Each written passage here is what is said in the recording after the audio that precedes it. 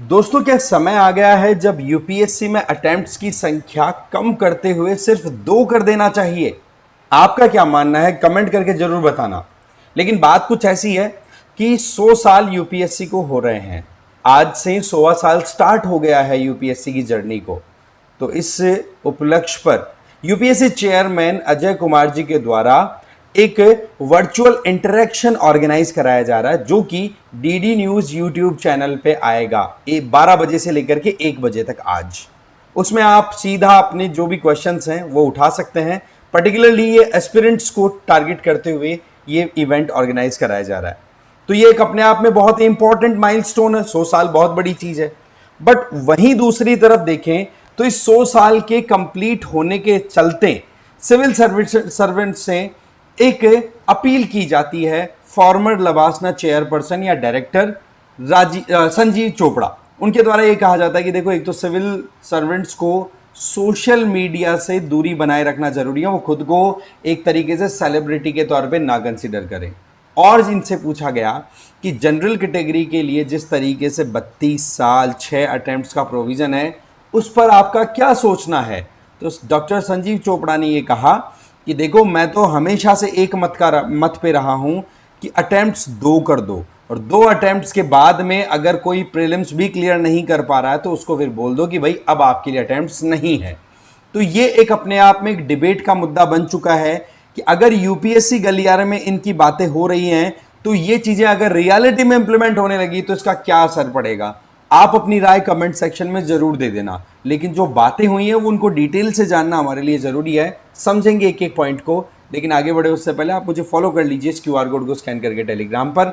और देखो, जो भी 2027 का टारगेट करके अपनी तैयारी करना चाह रहे हैं उन लोगों के लिए संकल्प 5.0 और संकल्प 4.0 दोनों बैचेज रन कराए जा रहे हैं। इनमें आपको जीएस फाउंडेशन कोर्सेज दिए जाएंगे, ठीक है। डिटेल्स में आपको पढ़ने का मौका मिलेगा, प्रीलिम्स, मेंस और इंटरव्यू तीनों के हिसाब से। लिंक है वो डिस्क्रिप्शन बॉक्स और प्रिंट कमेंट में मिल जाएगी। और साथ ही साथ वहाँ पर कॉन्टैक्ट नंबर दिया हुआ है, कोई भी डाउट हो तो आप कॉल करके डाउट क्लियर कर सकते हैं। तो बात कुछ ऐसी है कि यूपीएससी 1 अक्टूबर 1926 से अपनी जर्नी स्टार्ट करता है, ठीक है। ये आया था 1919 का जो मॉन्टफोर्ड जो एक्ट आया था, मॉन्टेग्यू चेम्सफोर्ड रेगुलेशन जो लाए गए थे, उनके आधार पर रिकमेंडेड था। होता क्या था कि 1926 में पब्लिक सर्विस कमीशन जो स्थापित हुआ था, उसके पहले हमेशा से जो भी सिविल सर्वेंट्स यहाँ हमारे देश में काम करने के लिए रिक्रूट होते थे उनकी एग्ज़ाम होती थी लंदन में। बट फाइनली यहाँ पर चेंजेस लाए गए और इंडिया में एग्ज़ाम कंडक्ट होने की बात हुई। फिर पब्लिक सर्विस कमीशन को 1950 में इंडिपेंडेंस के बाद में नाम दे दिया गया union public service commission, UPSC. तो ये एक जर्नी रही। अब होता क्या है कि जो डॉक्टर संजीव चोपड़ा हैं, उनका जो ये इंटरव्यू है जिसको हम यहाँ पर डिस्कस करने वाले हैं, वो आईएएस ऑफिसर है 1985 बैच के। उन्होंने बहुत से इंपॉर्टेंट रोल प्ले किए हैं, फिर चाहे वो पॉलिसी मेकिंग से रिलेटेड हो, ट्रेनिंग से हो, इवन लबासना के डायरेक्टर के तौर पर भी उन्होंने काम किया, जहां पर आईएएस आईपीएस ऑफिसर की ट्रेनिंग होती है, आईपीएस ऑफिसर्स की इनिशियल ट्रेनिंग होती है। सो द पॉइंट इज कि इनसे पूछे गए सवाल, जिनमें एक सवाल था अटेम्प्ट्स को लेकर के, दूसरा प्रतिभा सेतु को लेकर के, तीसरा सोशल मीडिया को लेकर के, ऐसे कई सवाल थे। तो इन पर इन्होंने अपना ओपिनियन दिया है, जिसमें पहला सवाल जो था वो था अटेम्प्ट्स को लेकर के। तो डॉक्टर चोपड़ा ने साफ साफ ये कहा कि देखो, मैं तो ये पहले से ही कहता आया हूं कि आप अटेम्प्ट्स 2 ही फिक्स करो। एक बंदा अगर लगातार 2 बार प्रीलिम्स दे रहा है, फेल हो रहा है, तो इसका मतलब प्रीलिम्स क्लियर नहीं हो रहा, तो यूपीएससी से उसको हट करके ऑल्टरनेटिव करियर की तरफ चले जाना चाहिए। बट ऑन द कॉन्ट्रेरी, मान लो कि फर्स्ट अटेम्प्ट दिया, प्रीलिम्स क्लियर है, तो उसको फिर मेंस लिखने का मौका तो मिलेगा। अब मान लो कि फर्स्ट अटेम्प्ट में मेंस क्लियर नहीं हुआ, तो उसका अगले साल का जो मेंस है वो भी लिखने का मौका दे दिया जाए बिना प्रीलिम्स में जाते हुए। बोले इससे क्या बेनिफिट होगा? जो प्रीलिम्स में एनर्जी लगती है वो फिर मेंस में कंसंट्रेट कर पाएंगे। फिर दूसरी बात, अगर एक इंडिविजुअल पहले प्रीलिम्स में क्लियर नहीं कर पाता है तो वो दूसरे प्रीलिम्स के लिए जाएगा अगले साल, है ना। तो उस बंदे को भी अगेन वही बात कि 2 मेंस के लिए मौका दे दिया जाए। इसका मतलब सिंपल है कि 2 बार प्रीलिम्स में मौका दिया जाए, दोनों में फेल हो गया तो अब आप ऑल्टरनेटिव करियर की तरफ चले जाइए। दोनों में अगर पास हो रहे हो तो आप 4 मेंस लिख सकते हो, 2 एक बार के लिए, 2 एक बार के लिए, और जिसमें भी आपका सिलेक्शन हो जाए उसका हिसाब से आपका काम हो जाए। इससे क्या होगा कि इससे एक तो प्रेशर कम होगा कैंडिडेट्स पे, दूसरा वो जो प्रीलिम्स क्लियर कर लेते हैं उन लोगों के लिए फिर मेंस पे फोकस करने के लिए ज्यादा टाइम बच जाएगा बजाय कि प्रीलिम्स में रीस्टार्ट करने के। और सबसे इंपॉर्टेंट चीज कि जो बंदा 2 बार में प्रीलिम्स क्वालिफाई नहीं कर पा रहा है, इसका मतलब उनको ऑल्टरनेटिव करियर की तरफ जाना चाहिए। उनकी स्ट्रेंथ कुछ और है, उनकी जो कैपेबिलिटी है वो कुछ और है। तो ये एक अपना इन्होंने ओपिनियन दिया। बट यहां पर हमें थोड़ा सा समझने की जरूरत है, जो गांव देहात से आते हैं उन लोगों के लिए अगर 2 अटेम्प्ट्स की बात कर दी जाए तो भाई 2 अटेम्प्ट्स में तो लोगों को पता पड़ता है कि क्या तैयारी करनी होती है, कैसे सिलेबस होता है वहां पर। सो द पॉइंट इज कि यहां पर यह मुद्दा उलझ गया कि जो रूरल अर्बन डिवाइड है वो, या फिर जिन लोगों को अवेयरनेस इतनी ज्यादा नहीं है पर उन्होंने सपना ही लेट देखा, तो ऐसी सिचुएशन में क्या उन लोगों को 2 अटेम्प्ट्स देना ही एनफ है? आप अपनी राय जरूर देना इस मामले में।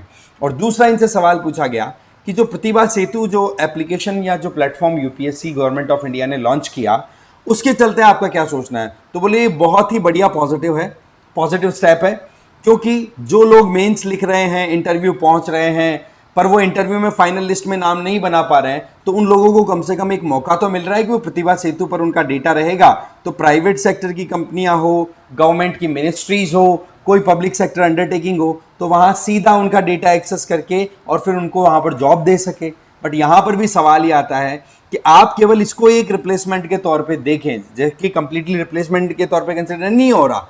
बट कुछ क्रिटिक ऐसे कह रहे हैं कि भाई यहां से आपने मानो 40 से 50 कैंडिडेट्स को जॉब दिला दी, इसका मतलब ये हो गया क्या कि प्रतिभा सेतु एक बहुत ही बढ़िया ऑप्शन निकल के आ गया, जबकि हर साल मेंस लिखने वाले 10-12 हजार कैंडिडेट्स होते हैं। तो ये एक अपने आप में बड़ी आयरनी वाली बात यहां पर हाईलाइट हुई है। बट यस, प्रतिभा सेतु से जो लोग भी मेंस लिख रहे हैं वो लोग कम से कम जॉब पाने की एक अपॉर्चुनिटी तो एक्सप्लोर कर पाएंगे। इसके अलावा इनसे पूछा गया कि लबासना मसूरी की तरफ से रिसेंटली ट्रेनिंग के टाइम पर यह कहा गया कि जो भी यूपीएससी क्रैक करके कैंडिडेट्स लबासना पहुंच रहे हैं, सिविल सर्वेंट बनने की तैयारी कर रहे हैं, कर चुके हैं, मतलब बनने की केवल ट्रेनिंग की कमी है, तो उन लोगों को सोशल मीडिया बहुत सोच समझ करके यूज करना चाहिए। तो इस केस में इन्होंने कहा कि मैं इस बात को बिल्कुल सपोर्ट करता हूं, क्योंकि सिविल सर्वेंट्स है ना, वो ना तो कोई सेलिब्रिटी होते हैं ना फिल्म स्टार होते हैं, तो उनको ज्यादा दिखावा नहीं करना चाहिए। साथ ही साथ आपने एक एग्जाम क्रैक की है, आप वहां पर कोई पब्लिक फिगर बनने के लिए एग्जाम क्रैक नहीं करते हो, आप अपनी खुद के ड्रीम्स को पूरा करने के लिए, देश को सर्व करने के लिए करते हो, तो वहां पर हीरोगिरी में ना उलझे। इसके अलावा कुछ इंटरव्यूज की बात करें, जो लोग सेलेक्ट हो जाते हैं वो अपने आप को पता है हाइप क्रिएट करने के लिए कुछ इंटरव्यूज देते हैं, कुछ इस तरीके से इंटरेक्शन देते हैं, तो वो तो देखो एक जनरल बात है। बट कुछ लोग ऐसे होते हैं कि वो फिर उस मामले में कुछ आगे बढ़ जाते हैं, सोशल मीडिया पर अपनी रील्स बनवा बनवा करके डालते रहते हैं। तो बोलो उससे क्या होता है? संजीव सर ने एक ही चीज कही कि सोशल मीडिया पर आप अगर सेल्फ प्रमोशन करते हैं तो आप सोचिए कि जो चीज आपके लिए पॉजिटिव अटेंशन का पॉइंट बनती है कि शुरू शुरू में हमारे ऊपर लोग ध्यान दें, वही चीज समय के साथ में आपके अगेंस्ट में स्क्रूटिनी का भी काम कर जाती है। फिर लोग किस तरीके से बैकलैश करते हैं वो चीजें फिर आपको देखनी होगी। तो ऐसे में सोशल मीडिया से भी सिविल सर्वेंट्स को दूरी बनाए रखनी चाहिए। वैसे एस्पिरेंट्स को भी दूरी बनाए रखने की जरूरत आप जानते हैं, क्योंकि सीधी बात अगर तैयारी करनी है तो फिर सोशल मीडिया से दूर रहें तो कम से कम डिस्ट्रैक्शन होगा। तो ये सिनेरियो है। तो 2 अटेम्प्ट्स वाली बात जो है ना, ये तो वाकई में बड़ी कंसर्निंग लग रही है। अगर ऐसा होता है तो इसको चलते बहुत ज्यादा प्रॉब्लम क्रिएट हो सकती है कई एस्पिरेंट्स के साथ में। आपका क्या मामला है? कमेंट करके जरूर बताना। बाकी इस वीडियो में इतना ही। Thank you very much.